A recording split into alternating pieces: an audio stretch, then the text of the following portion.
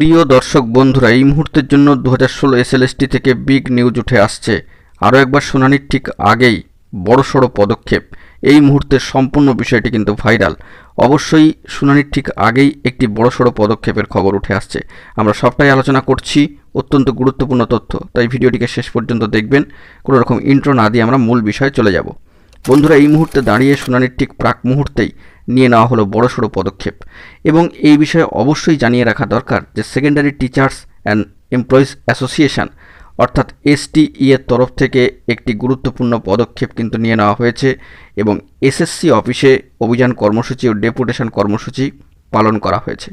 সেই দিক থেকে আগামী 10 তারিখ অর্থাৎ 10/2/2025 SSC SLST চাকরি বাতিল সংক্রান্ত মামলার কিন্তু একটা গুরুত্বপূর্ণ শুনানির দিনক্ষণ রয়েছে, এবং তার নিরিখে শুনানির ঠিক পূর্বেই একটি বড় পদক্ষেপ কিন্তু নিয়ে নেওয়া হলো STE এর তরফ থেকে।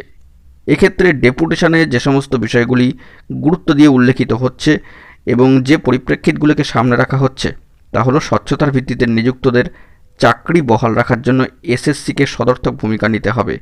STE এর তরফ থেকে এই বার্তা দেওয়া হচ্ছে ডেপুটেশনে। এবং 2016 প্যানেলের স্বচ্ছতার ভিত্তিতে নিযুক্তদের, যারা নিযুক্ত হয়েছেন 2016 প্যানেলের স্বচ্ছতার ভিত্তিতে তাদের চাকরি বহাল রাখার জন্য SSCকে সক্রিয় ভূমিকা নিতে হবে। এই বার্তায় কিন্তু দেওয়া হয়েছে আজকে SSC অফিস অভিযান কর্মসূচি ও ডেপুটেশন কর্মসূচিতে STE এর তরফ থেকে।